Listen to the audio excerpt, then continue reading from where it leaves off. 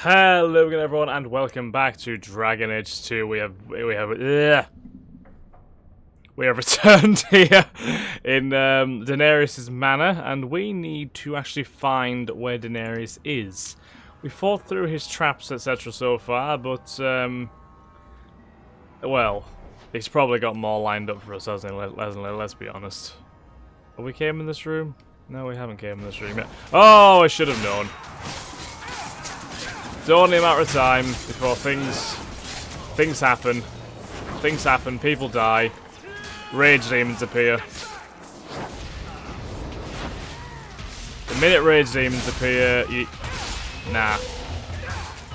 That's when for me a line is crossed. Good job Bethany healed herself there, because she was in deep trouble.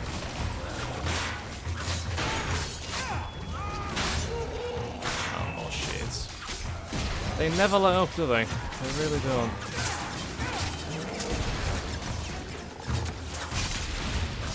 I love Varric's arrow rain skill. Just like even works indoors. Like arrows just spawning from the ceiling, essentially. Oh, mine's just key.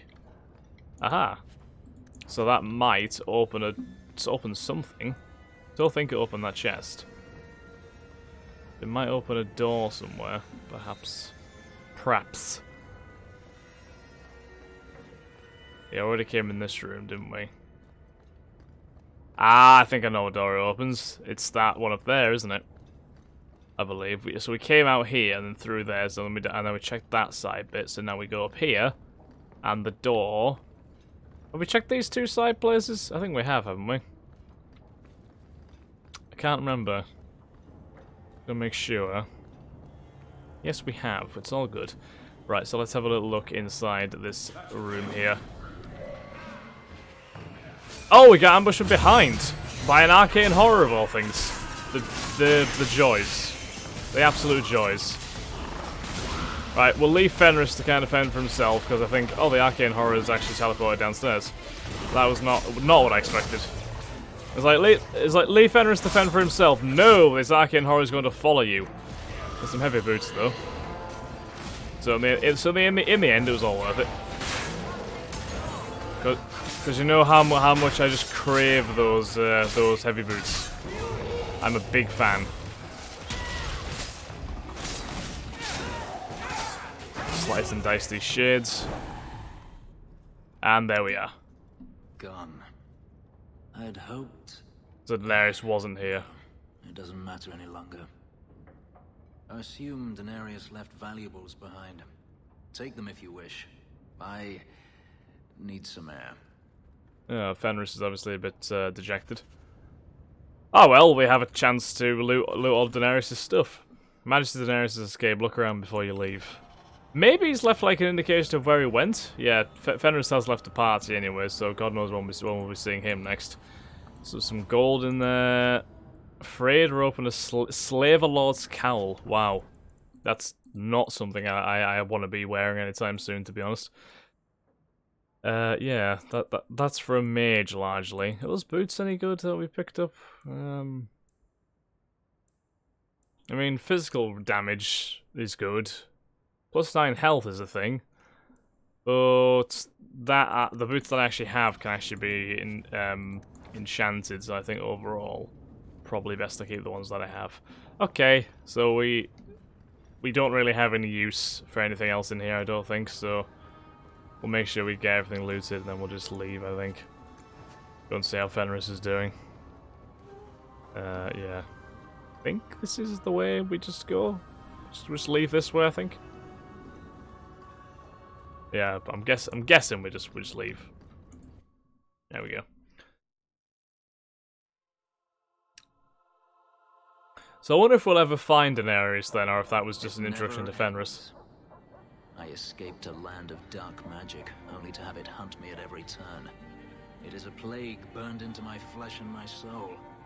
And now I find myself in the company of even more mages. You can speak to me directly. I saw you casting spells inside. I should have realized sooner what you really were. You harbor a viper in your midst. It will turn on you and strike when you least expect. That's my That is sister nature. you're talking about there? I don't know if you noticed. Bethany has proven herself, yeah. My sister is stronger than you think. You tell him, brother. I'm not blind. I know magic has its uses, and there are undoubtedly mages with good intentions. But even the best-intentioned mage can fall prey to temptation. And then their power is a curse to inflict upon others. No one's stopping you from moving on, you know.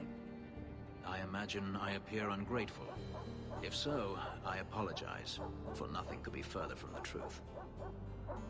I did not find Denarius, but I still owe you a debt. Here is all the coin I have, as Anso promised. Should you find yourself in need of assistance, I would gladly render it. Huh. Why is Daenerys after you? Your Yeah. old master must want something more than just a runaway slave. He doesn't want me at all, just the markings on my skin. They are lyrium, burned into my flesh to provide the power that Denarius required of his pet. And now, he wishes his precious investment returned, even if he must rip it from What my a lovely corpse. guy. Wow, you can try and romance Fenris, seriously? Can you repay him? Perhaps you can find a way to pay him back. I will pay him back, in blood. Oof. You have no idea what he's done to me. What I went through. To be fair, he's to get got a away. point. I meant no offense. I was only trying to help you. That was unworthy of me. No, The I truth understand. is, I understand. know nothing of the ritual that placed these markings on me. It was a bit like, oh yeah, I'm sure you can reason with the guy who enslaved you. What can you do? I've seen some of your abilities. Do they come from those markings? Some. All I know is that even in the Emporium, warriors such as myself are rare. Perhaps they believe I should feel honored. Will the hunters return? Do you think your master will keep chasing you? He is too proud not to. Perhaps one day the hunt will cost him more than he is willing to pay. But I doubt that matters any longer. True. Will you work with mages? Are you going to have a problem with my companions? I will watch them carefully if we travel together. I can promise no more. Well, I suppose the more the merrier. He seems like a decent person, if a little bit overly suspicious of mages. Yeah, usually help. I'm planning an expedition I might need help with. Fair enough. Should you ever have need of me, I will be here. If Denarius wishes his mansion back, he is free to return and claim it. Beyond that, I am at your disposal. Fenris has just got an annexed a mansion, because, you know, why not? Oh, now, do we take Aveline or Fenris? I like them both, to be honest. Fenris provides a little bit of a different, like, kind of style, because he's a two-handed warrior, while Aveline is more, like, similar to myself. But I kind of like Aveline more, a little bit. So, yeah, we'll go with Aveline. We'll go with the tried and tested. Slavery in the Emporium. Slavery still thrives in Thedas, even if the trade has been outlawed. Who hasn't heard the tales of poverty-stricken elves lured into ships by the prospect of well-paying jobs in Antiva, only to find themselves clapped in leg irons once at sea? And humans fall prey to this too. If they're lucky, they end up in Orlais, which has only servants. Most nobles treat them decently because they are afraid of admitting the truth. All legions go to great lengths to maintain the fiction that slavery is illegal. Of course, the greatest consumer of slave labour is the Savintia Imperium, which would surely crumble if not for the endless supply of slaves from all over the continent. There, they are meat chattel. They are beaten, used as fodder in the endless war against the Canary, and even serve as components in dark magic rituals. That is horrendous. Yeah, slavery is bad. Nice crime you have around it. Talks to Merrill at a house in Lowtown. Oh, we can go talk to Merrill again. Ah, well, we'll it's now Fenris's mansion. Let's go and speak to Fenris, see if he has any immediate, like, dialogue that he can give me. And we'll go and speak to Merrill when we have a chance.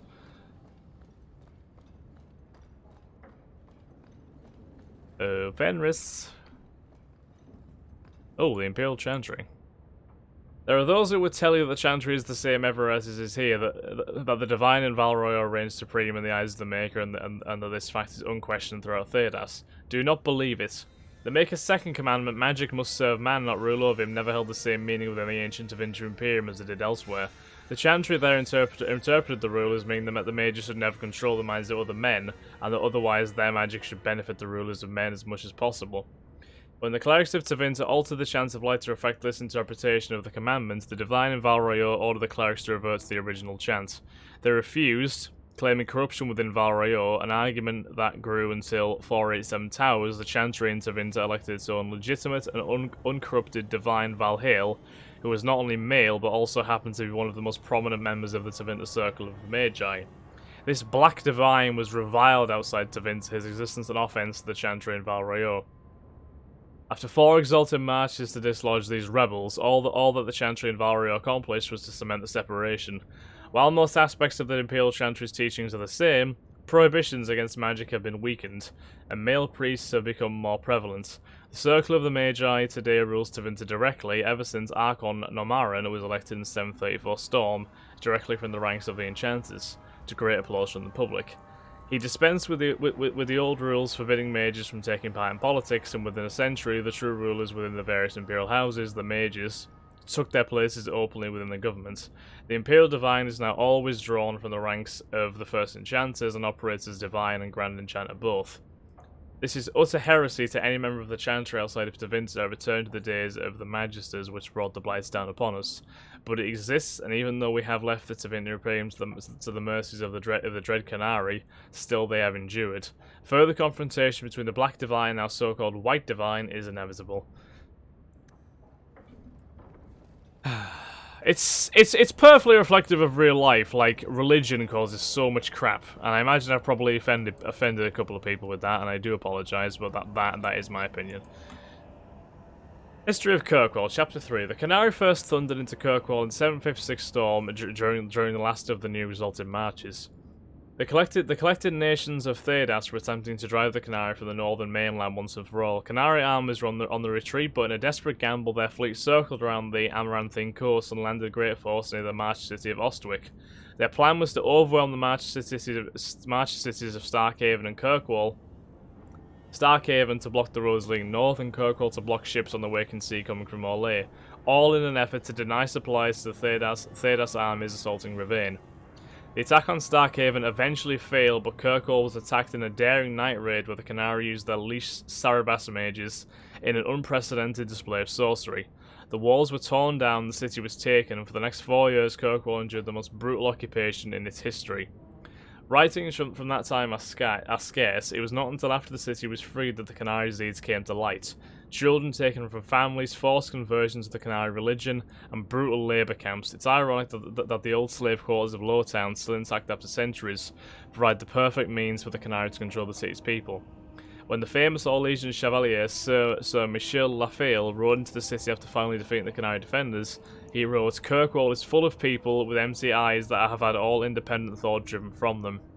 When Lafayette was appointed the city's first Viscount by the Emperor in 760 Storm, he made it his mission to undo the religious conditioning. The Lafayette bloodline remained popular enough that when the city finally rebelled against Orlesian rule in 805 Blessed, Viscount remained the enduring title for Kirkwall's rulers despite its origin. Huh. Very interesting.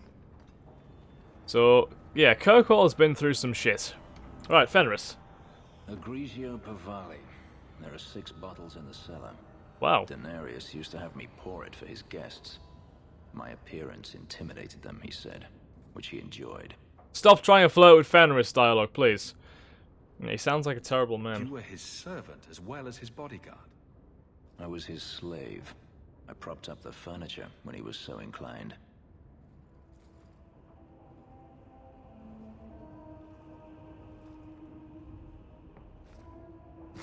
Whoa, Jesus. Yeah. It's good I can still take pleasure in the small things. That was a waste. This can't be easy. You've had Yeah. a difficult life. I'd rather not speak more of it. Are you certain? I'm willing to listen. To my whining? Very charitable of you. I'm a charitable I person. wanted to leave my past behind me, but it won't stay there. Tell me, have you never wanted to return to Ferelden? I've thought about it. I grew up in Ferelden. It will always be my home. The blight is over. You could rebuild what you lost. Do you truly not want to? Maybe someday. I have to admit, it's an attractive idea. But not now. I understand. Still, to have the option must be gratifying. You staying, Kirkwall? Do you intend to keep living here? I haven't decided. For now, it's as good as any other place. I would return to Saharan if I could, but there is no life for me there. Saharan? Is that where I've you're heard from? that name for. So I've been told. Were you very young when you left then? Perhaps. You know, he's being very tight-lipped about that, isn't he? You could track your former master down, I assume. I imagine he has returned to Minrathous, though I dare not go near the city while he is alive. No, it is better to wait for him to leave his fortress. Fight from a fortified position. True. I do not expect your help when that day comes, but I would not turn it aside. If I can help you, Fenris, I'll be with you. You've been on the run a long time then. 3 years now. Denarius Jesus. has a way of finding me. Perhaps it is the markings.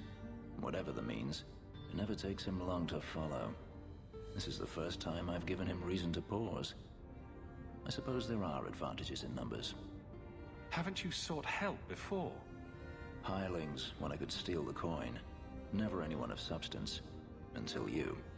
Denarius will not give up, however. I await his return. What if he does give up? What then?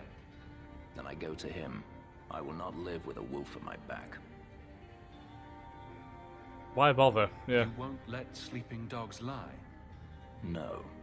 I am no fool. You whine too much. I'm sorry. Yeah. Sounds like a tough situation. I'm not made of glass. I should thank you again for helping me against the hunters. Had I known Ansar would find me a man so capable, I might have asked him to look sooner. Not interested. Happy to help. It turned out well enough. It did at that. I will not keep you longer. Another time, perhaps. Oh, I'm sorry, Fenris. Did I offend you? I imagine it was probably with that, you know, will you not let sleeping dogs lie comment. But hey ho. I'm sure he appreciates the help, but mentions the Black Fox. Interesting. Born Lord Remy Vascal in A63 Blessed, the Black Fox was a dashing thief and rogue who went to inspire so many tales of his exploits that it's nearly impossible to determine to the day which are true and which are merely fabricated legend. Despite coming from nobility, he has become something of a hero of the common people. Haven't I already read this?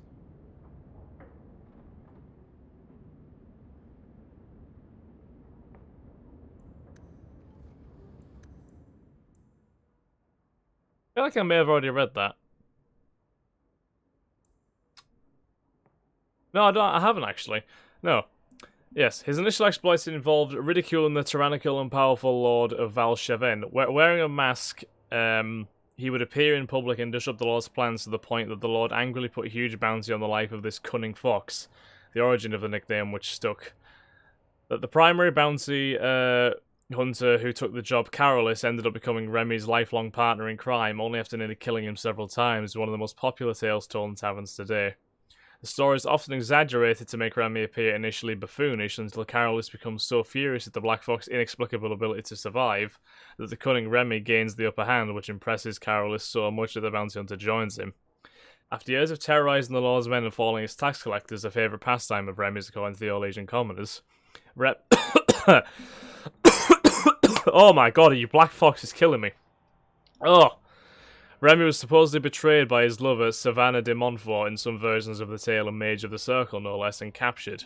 After more than a year of torture, Remy was rescued from prison by his compatriots, including a repentant Savannah, and together they escaped Olay. In this period of Remy's adventures, he appears almost everywhere in Thedas. As his legend grew, more innkeepers and merchants were happy to claim that the Black Fox had visited their village or establishment, and performed some legendary feat. If the tales are to be believed, Remy led the Lord's men on a merry chase. He became embroiled in political intrigue in Navarra, was hunted by the crows of Antiva, and then kidnapped by a powerful mage in Tevinter. In each situation, Remy escaped death at the last moment, foiled the evildoer, and improved life for the poor and downtrodden. Then, inevitably, he rejoined his band of adventurers and moved on to the next land. His companions Carolus and Savannah, the wise dwarf Bolek, and the tempestuous knight Sir Clementis have each spawned their own individual legends over the years. The stories all agree that at some point the Black Fox disappeared. He and his fellow adventurers voyaged into the heart of the Arlethan forest, seeking the sunken city of the elves, and never returned. Many more of the tales that expand on what ultimately happened to them in that forest and postulate on how they could someday be rescued. Probably a bit too late now, I imagine, but you never know. Okay, I think on that note, guys, we're going to end this episode here. Thank you very much for watching. I do hope you've enjoyed. If you have, then please like, comment, subscribe, and share. Now I'll catch you in the next episode of Dragon Age 2. Thanks again, guys. Have a nice day. Bye-bye.